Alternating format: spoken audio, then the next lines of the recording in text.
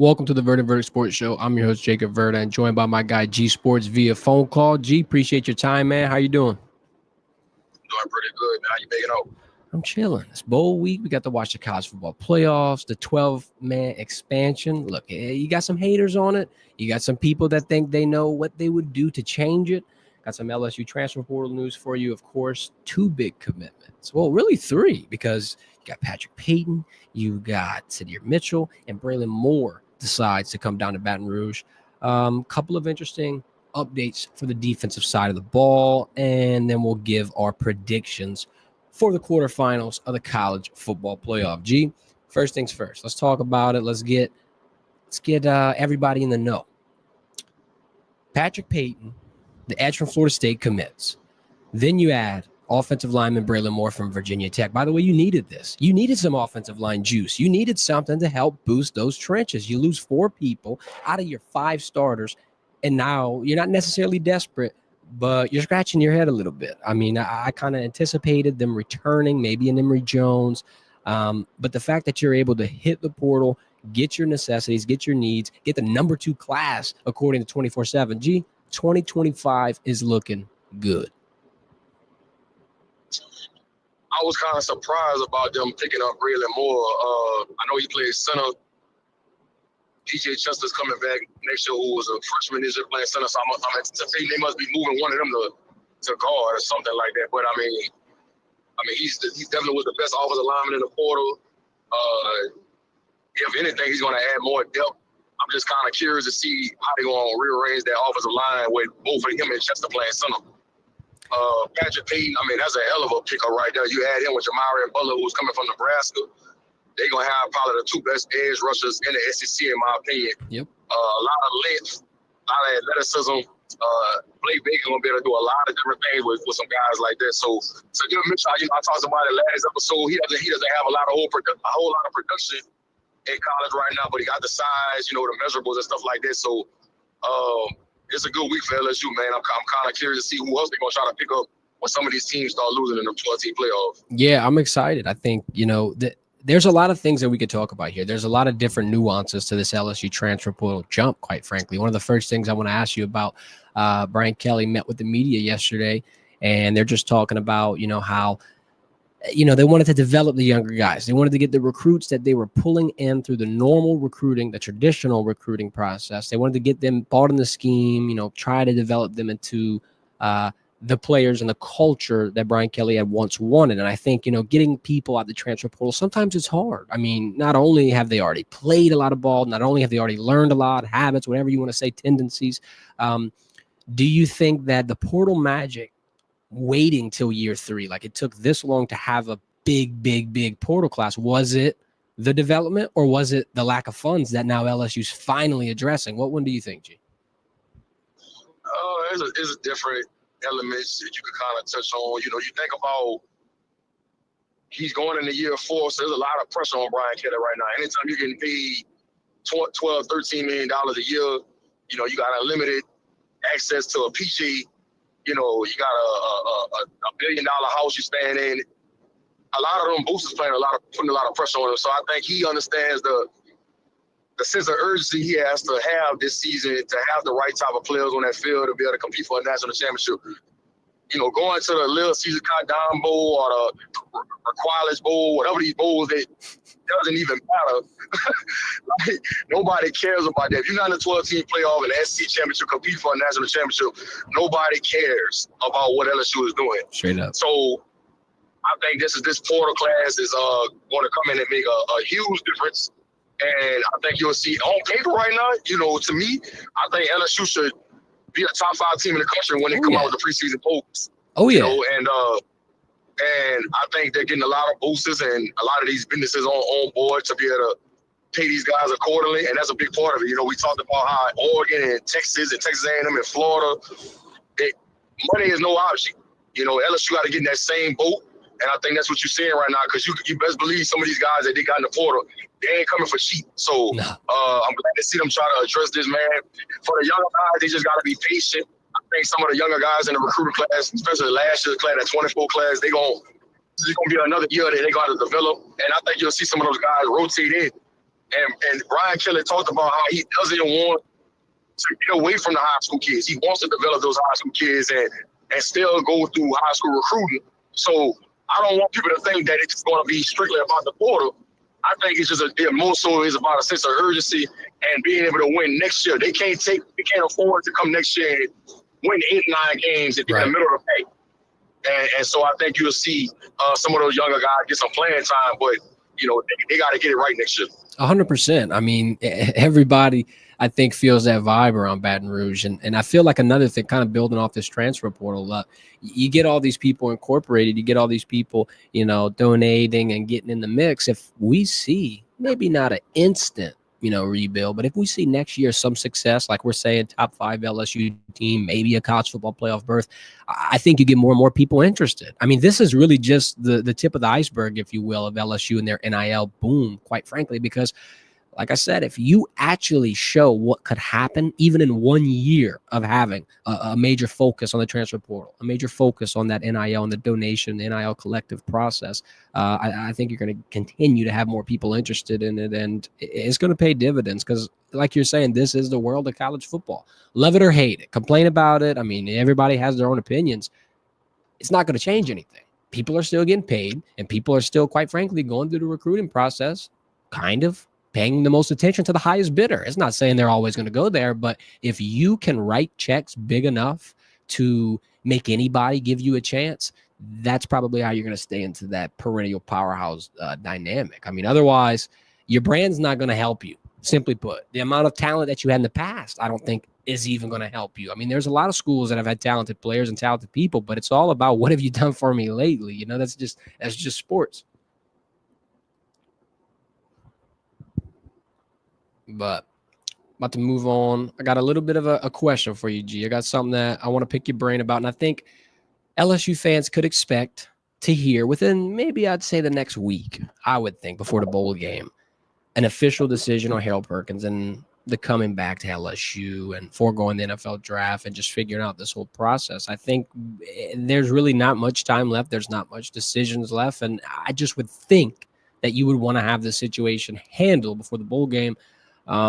G, what do you think? What's the timetable like on this Harold Perkins situation? And do you think it could be an early Christmas present for LSU fans this week? Harold Perkins is being very dramatic right now. Got all the LSU fans on the edge of these seats trying to see if he's going to go to the draft or come back. Now, just come out and let everybody know what you're doing, bro. You acting like Beyonce dropping that album in the middle of the night or something, man. Just go ahead and let everybody know you're coming. Everybody can take a deep breath and start planning for next year, man. Come on now. Yeah, everybody. Yeah. He got everybody on the edge of his seats. But like I said, man, a lot of people that's close to Harold told me that he is planning on coming back. Unless something changes in the next few days, that's what I've been hearing, that he's planning on coming back. And him and Blake has been spending a lot of time together throughout this bowl prep.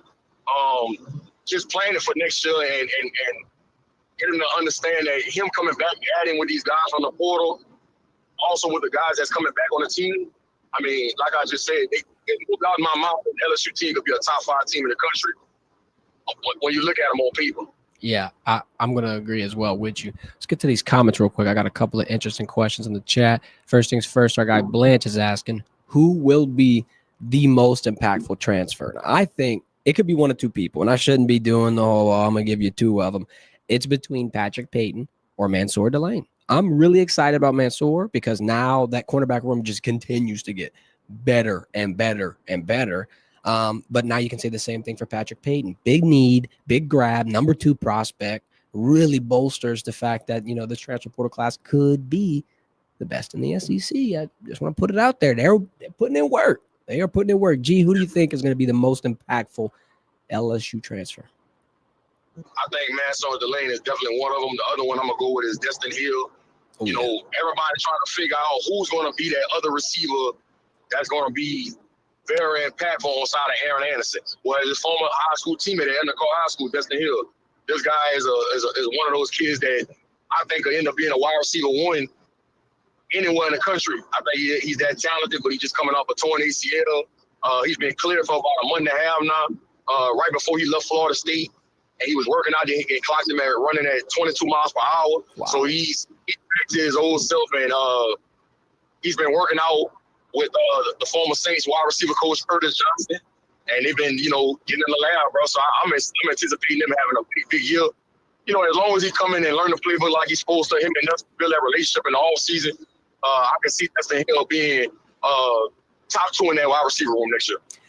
And I like that you brought that up and you're giving the flowers to him, because a lot of people are thinking about a Nick Anderson, maybe even a Barry Brown, but Destin Hill, I do agree with the terms of the injuries. Like, a lot of people, it's similar to Aaron Anderson, out of sight, out of mind. But then he comes over here and you're like, damn, he's a baller, game breaker, 100%, could be the guy.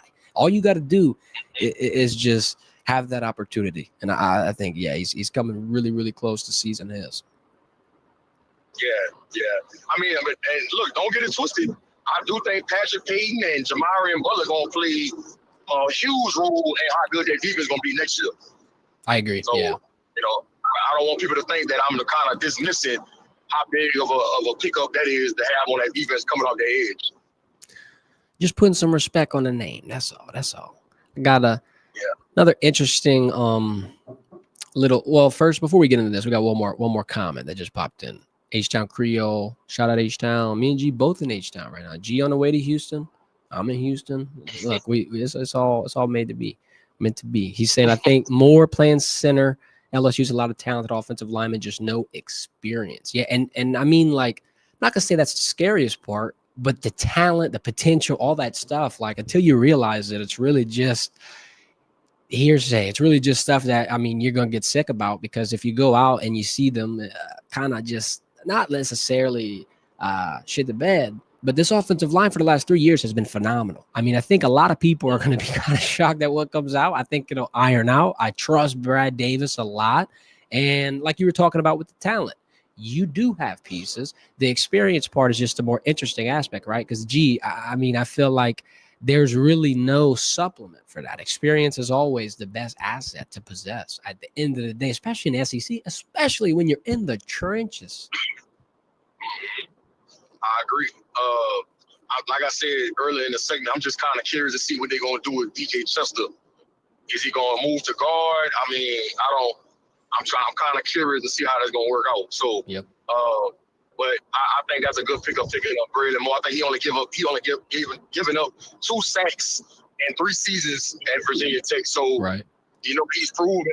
He's a veteran, and he's somebody that can come in and big impact day one. Yeah, I'm excited for sure. He added one more comment talking about the defensive backfield, just how stacked it is. He kind of talking about how P.J. Woodland might be flying under the radar a little bit, how he was really the best cover corner and just needed to add some weight to that frame because he came in at 160, 170. Either way, P.J. Woodland, that's exciting. Not in the corner room, but in this DB room as a whole. Deshaun Spears, very exciting. You got a couple of pieces that you can really look for. DJ Pickett, obviously a young buck that I think is definitely going to get not thrown to the wolves, but forged in the fire. Let's put it that way. I think DJ is going to have a nice little season. There's another DB, though. I'm glad we're talking about this because I want to transition to something that I saw. I thought it was a little interesting. Brian Kelly's talking about Toviano moving to safety. Now, G, I want your thoughts on this, right? Because I've got a couple of hypothetical reasons. The first is the fact that obviously safety is your biggest need. I mean, we all are talking about who are they getting in the portal, what safety prospects can they get, who are they going to land. This could be one of the reasons. However, I got another reason, or another question rather. Toviano, I feel like had a lot of potential. Toviano was talked about being in the starting lineup this season in the spring, and I'm just wondering, the move to safety, is that best for him? Does this complement his game, or is he doing something that's going to help the team? I mean, what do you see here with Toviano's move? What would be the reasoning, and just do you think this is something that we'll see permanently?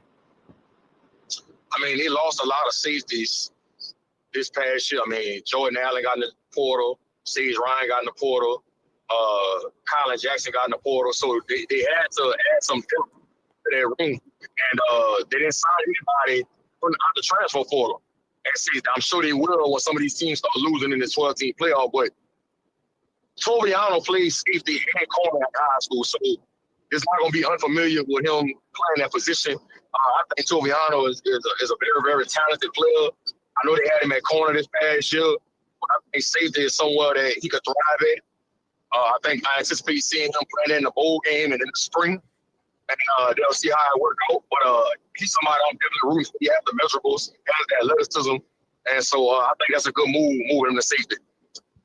Yeah, the first thing I was just wondering was if this is an indication of maybe the fact that they might not be getting a lot of safety pieces. But look, I hope we do add in the portal, and then you just got a lot of pieces in the room. And, you know, the Toviano thing, he's a very talented player. And look, if this is the way he sees the field, if the cornerback room's getting too crowded and his best opportunity to see the field is to move to safety, I'm all for it. Let's see what happens. It'll be interesting. Yeah, I think they're gonna pick up a safety or two out of some of these teams that's in the 12-team playoff, though. You can best believe that. And that would be big because, look, if there's any teams you want a DB from or a player from in general, it's a team that is in the mix for a ring, not a team that's sitting down on the couch, filing nails, playing college football 25. You want somebody that is actually competing for a national championship. These are the top-level teams, top-level talents. The college football playoff has been very interesting, G. Let's segue to that real quick. Let's talk about first things first. Let's reflect on our damn pick segment because we had some momentum. Now, I'll put it this way. If you took our safest picks, I did not, and I'm not going to make no excuse here. I did think Tennessee would win. We leaned Tennessee money line. So 3 for 4 on the money lines. But if you dial it back, we did say the safest pick was over 46. Ohio State got 42 by themselves. So theoretically, we're not doing horrible. I mean, 3 for 4, it ain't great. I wanted to get on here and play the damn money. But man, Tennessee embarrassed us, bro. I want to talk about just 3 things first. Indiana's loss. I mean, people were, how do I say this? I think SMU lost way worse than Indiana. I think if anybody would be upset that a team got in, it would be the fact that it was an SMU who, quite frankly, the only reason I think got in was because in their first year in the ACC kind of clawed back from a 3-possession deficit in the conference championship. If that didn't happen and they lost that game by the 3 possessions, I'm not sure if they would have been in. And I'm also not sure if they should have been in. 3 picks in the first half, 2 pick sixes. It was just a rough game, and I don't think anybody in the country watching it thought Penn State was going to lose.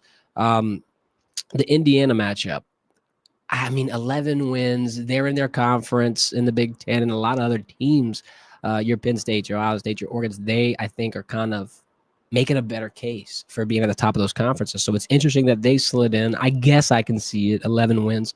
And then now we got to talk about Tennessee getting dominated by Ohio State. I'm not going to just do the whole SEC bias and just talk about SMU and Indiana. There's also a legitimate consideration for if Tennessee should have been in there as well. Now, we can always go around and around and around, and hindsight's 20/20.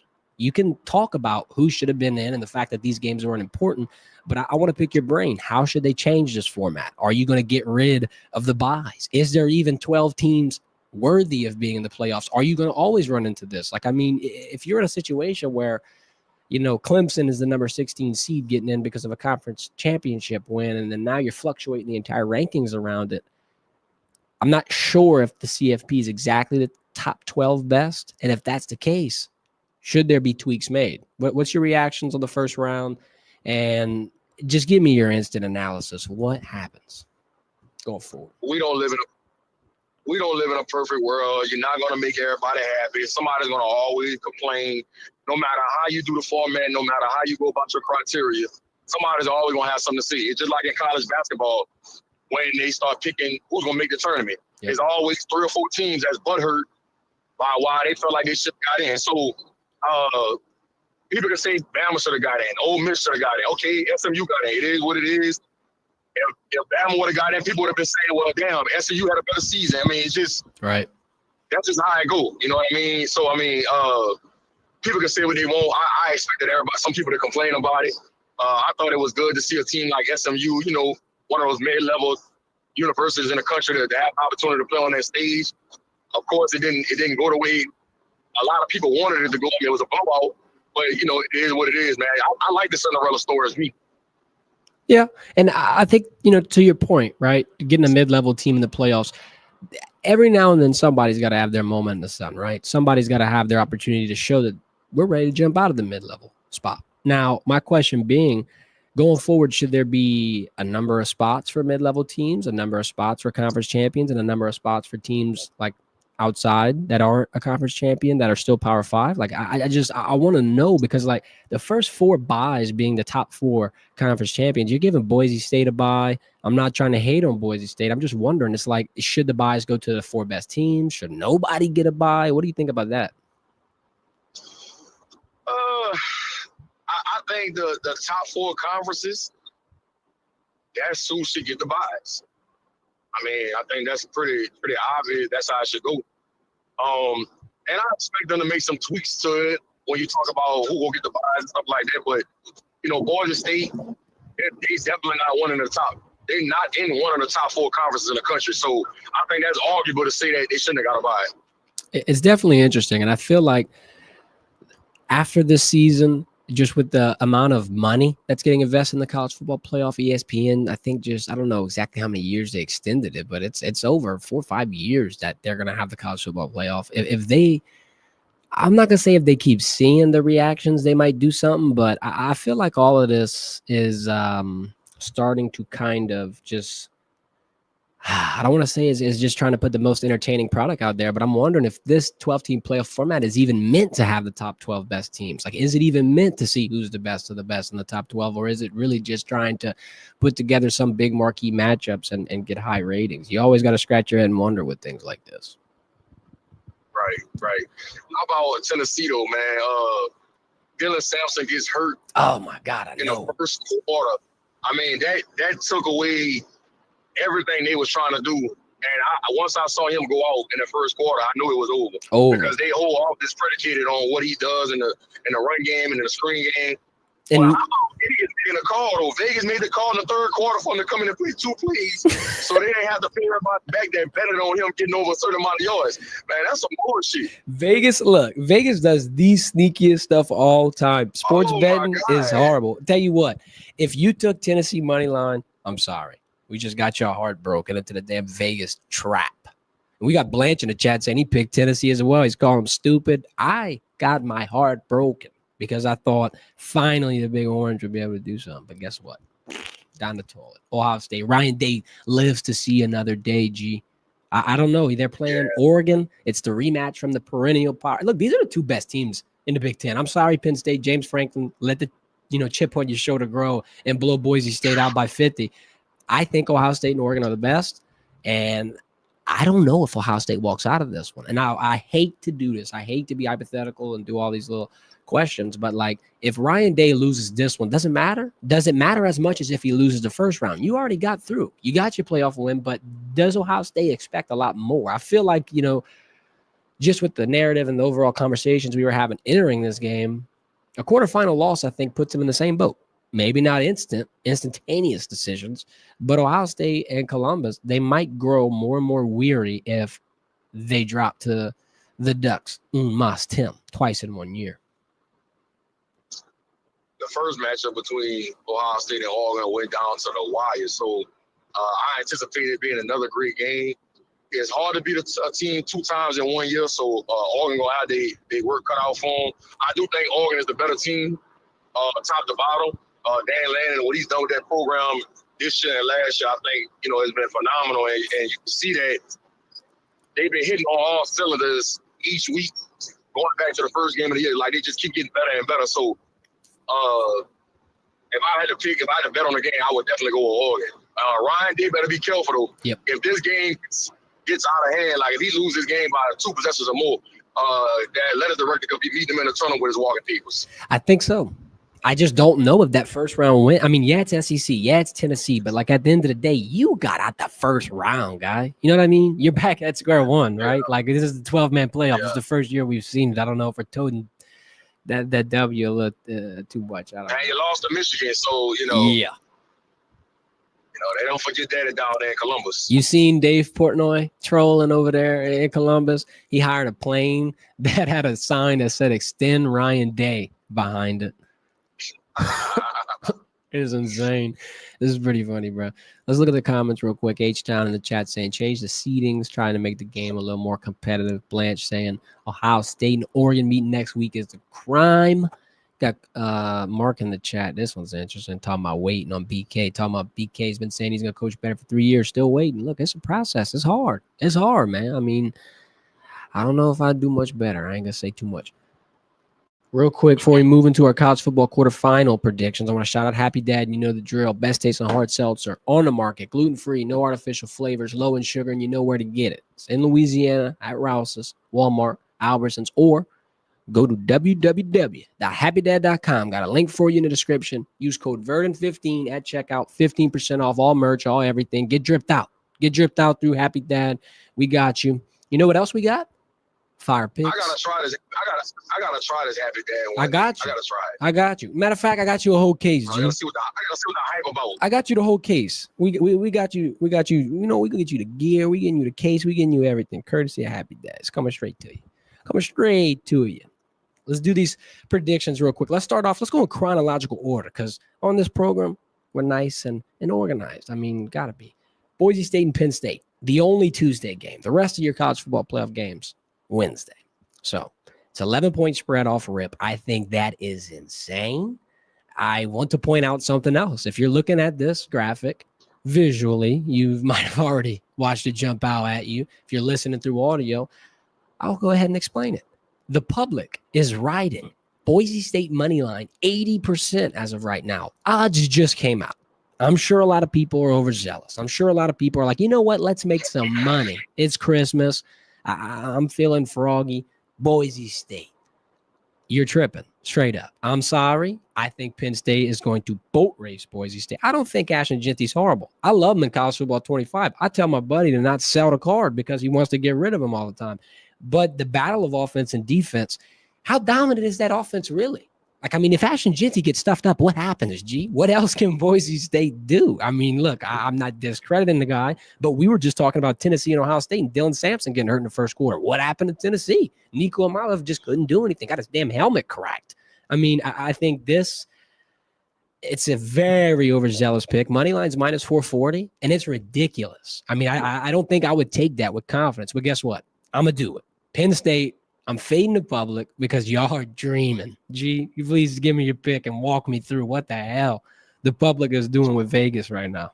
Are they trying to get their get back from the Samson bet? I don't know. I'm going with Boise State with the upset. I watched Boise State play earlier in the year when it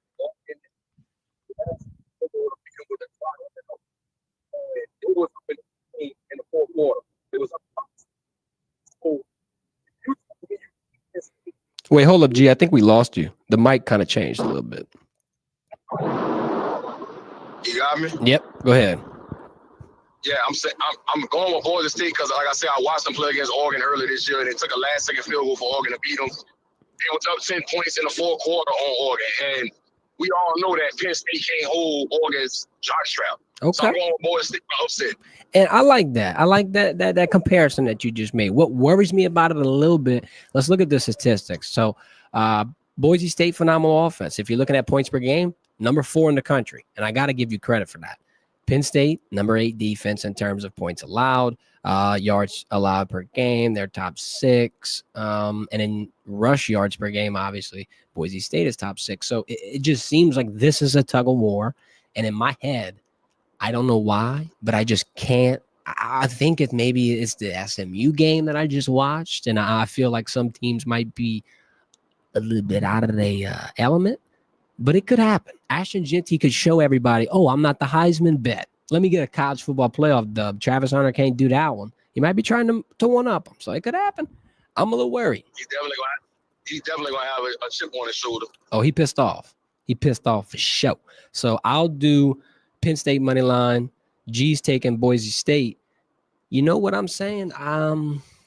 There's a healthy medium here. There's a healthy one where you can meet us in the middle and the public could take plus 11 and you get the best of both worlds. If Penn State wins and it's not a blowout, you get the cover. If Boise State wins, you do miss out on that crazy plus. But 80% of the public is siding with your pick, and it's worrisome. At plus 340, if Vegas gets to turn that over on the head, boy, they'd be excited. Let's move on to Arizona State and Texas. Another huge spread, 14. 82% of the public is smashing Texas to win by 14. Over is at 52, or the total rather. Money line, very similar, minus 575. Or Arizona State's plus 425. When you look at the statistics, I mean, the thing that jumps out quick is just how impactful Texas and their defense is. Another thing I kind of want to talk about is just the amount of weapons that Texas has been able to generate. Everybody wants to knock NIL, and everybody wants to knock the transfer portal and knock all these different changes that we've seen in college football. Well, guess what, guys? The changes that have happened to college football kept Texas competitive enough in the SEC to, in their first year, rookie year, mind you, almost win the conference. And now they're sitting in, quite frankly, the driver's seat of the college football playoff at this point. I mean, the only other big dog team that I might give the benefit of the doubt to would be Oregon. I don't know, though. I think I'm going to take Texas money line. Might be the easiest pick of my life. I feel like Texas is miles ahead of this program, and it's no disrespect at Dillingham. I think Arizona State's on the way up. I love Coach Dillingham. I love what they're doing. I just think it could be very comparable to Indiana and Cincinnati. I mean, you're just starting. The program is just on the way up, and sometimes you got to get the championship up, and it's okay. Sometimes you got to fight a team or play a team that's a little bit better than you, so you know the speed, you know the feel, you just understand what that moment's going to feel like whenever it happens again, and you're going to be that much more ready for it. We were just talking about experience being the best teacher and the best asset to have, and I'm just worried that Texas has too much experience comparatively to Arizona State. So I'm going to go Longhorns money line G. One more time, though. Public fading again. 85% of the bets on Arizona State. How you feeling? I'm going Texas, and they're going to cover the spread. I think they win this game by 2 possessions or more for sure. There's no way in the world Arizona State going to be able to stop this running game. This three-headed monster with Gibson, Wisner, and Blue. I mean, these people rushed for over 300 yards the other night, over 6 yards a carry. They got the best left tackle in the country, probably going to be a top 5 pick when a trial coming in April. Is Dillingham, you're in over your head on this one. Yeah, I think so too. Wisner, dog. Absolute dog. That's my running back in CFB Ultimate Team. Jaden Blue, what was it? Damn 80 or 77-yard touchdown. Got me out of my damn seat. I was excited for that one.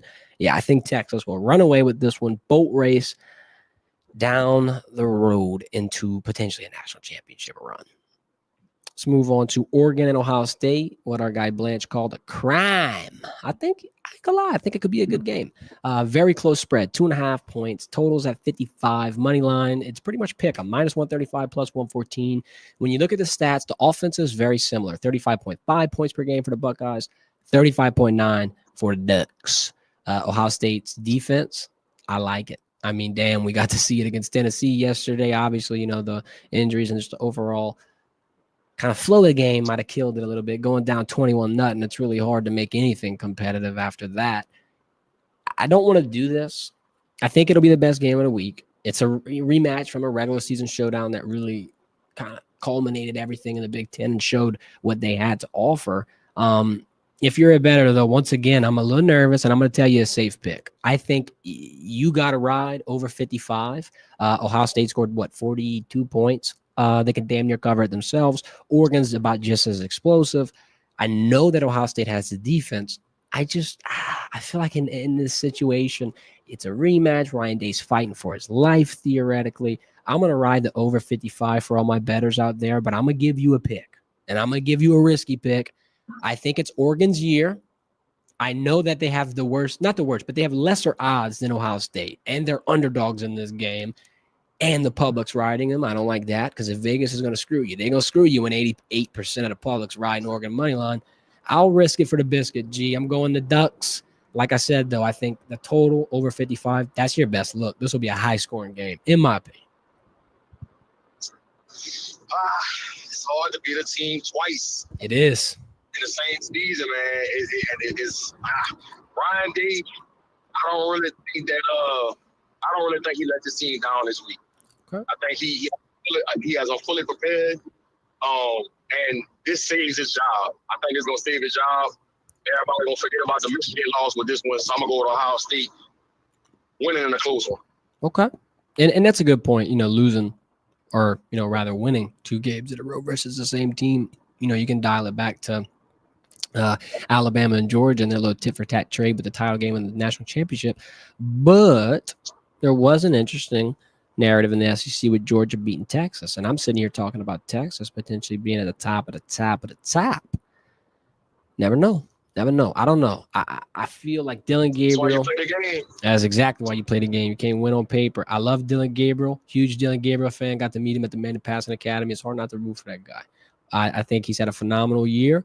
And Oregon, dude, the stock, it just feels like it's on the way up from the hype, from the collective, from the brand.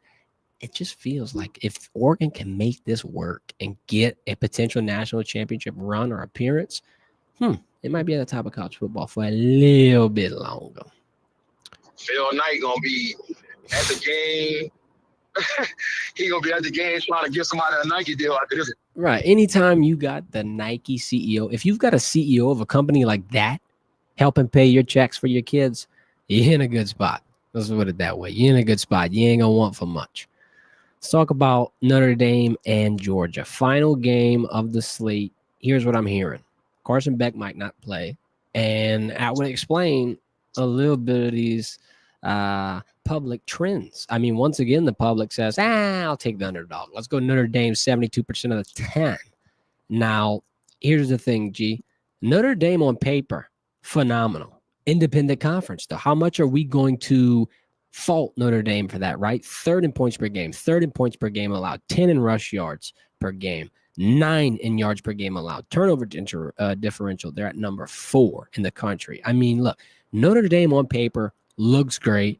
Now you really get the test. Now you get to play a team that has, quite frankly, been at the top of college football for quite some time. I mean, damn near went 3 times in a row winning a national championship. The fact that they don't have Carson Beck, though, how much does that hinder them? There's times where Carson Beck struggled. And, I mean, look, you can also date back to other stories where, like, maybe a Jalen Hurts gets put down and Tagovailoa comes in and wins a national championship. It doesn't always mean that the backup coming in is the Achilles heel, is the team crumbling and their hopes just dissipating. I think the amount of skill players that Georgia has, the mindset that Kirby Smart has, I don't know why. It just feels like it tips in their favor, and I can't bet against the dogs. I'm going to go over Georgia money line, even though Carson Beck's out. I just don't know if it's that big of a factor. I think maybe potentially you can really straddle up ETN, even though he's been banged up. I don't know, G. Do you think Georgia gets it, or you think Marcus Freeman shocks the world? I mean, I don't think Carson Beck not playing in this game, especially against a team like Notre Dame, is going to be that detrimental to him. I think Gunnar Stockton comes in, manages the game, makes enough throws for him to be able to move the chains, but they're going to run this ball down their throat. That's what they're going to do. And they're going to win with their special teams and defense. So, I mean, I got Georgia still winning this game. Now, I think so. When they advance to the next round, they're going to definitely need Carson Beck on deck. And they're worrying about him potentially being out the whole playoffs. Do you think it's a smoke screen? Do you think it's just a game-by-game basis? I mean, he's been dealing with that injury all season. I mean, so that could possibly happen. I just don't think Notre Dame gonna have what it takes to beat them. I mean, they're gonna have to be all cylinders and play like an 8+ game to beat Georgia. In my opinion, Kirby Smart had the team ready to go. And let me tell you, G, it's not gonna matter for much, but I just kind of want to put it out there. If that happens, if Notre Dame beats Georgia, you already know what Twitter's gonna be jumping at. You already know the narratives. Oh, Marcus Freeman gets a playoff win and beats Georgia, beats the top SEC team. Brian Kelly lost to Georgia. You know what's going to happen. You know what they're going to say. You know it's going to be chomping at the bit. I don't know if I can see it happening. I'm worried, though. I don't even want to open my Twitter and have to worry about that. Yeah, never say never. Marcus Freeman, really, really good coach. They're doing a good job over there in Notre Dame. But I'm going with Kirby Smart, man. I agree. I think so, too. It's hard. I mean, we got American Patriot in the chat talking about the dog defense. It being mean green. Yes. There you go. Yes. I agree. Well, appreciate everybody for watching the stream. We will not have a stream on Wednesday. Merry Christmas. Enjoy the time with your family. Watch some college football playoffs, and hopefully we make you some money. Hit the thumbs up on the way out. Follow my guy G on Twitter at G_sports and hit that subscribe button. Matter of fact, smash that subscribe button. Make sure that you tune in on our live stream on Friday. Hopefully Hopefully we got some more news. Hopefully we got a Perkins drop, another transfer, something positive. Let's keep stacking these days because I'm getting more and more confident by the minute. 2025 season looking really, really bright right now. Yep. I'm excited. I'm feeling a lot better now than I was at the close, at the postseason of LSU Oklahoma. I'm feeling good. I'm getting overzealous again. And once I start feeling national championship might be happening, I know I'm back in off-season mode. That's full off-season verdict mode. It's when we're sniffing out a college football playoff and any path to get there. Got to keep the optimism, G. Definitely. I appreciate your time, man. Be safe. Anything you want to say out there before we get off the show? The Saints need to tank the rest of the season so we can get the highest draft pick possible. Man, stop trying to win games. It's over with. It's over with, man. God damn. As much as it hurts, as much as it pains a lot of people to admit it and just roll over and take it, I think that's your best bet. I mean, I don't think you should go out here and continuously ruin your stock over and over and over and over and over. You're in a good spot. Might as well take your licks while you can. What you want to win a game for? To go in a wild card and get bonked on the head and look like SMU? You might want to stay at home, guys. There you go. Might want to Business stay decision. Yeah, little business decision. Ain't nothing that never hurt nobody. Appreciate your time, G. Appreciate everybody for watching. Once again, please hit that thumbs up. Not going live on Wednesday. Merry Christmas. And y'all have a good one. This has been the Verdict, sponsored by Happy Dad. I'm your host, Jacob Verda, joined by G Sports. Y'all enjoy the rest of y'all day.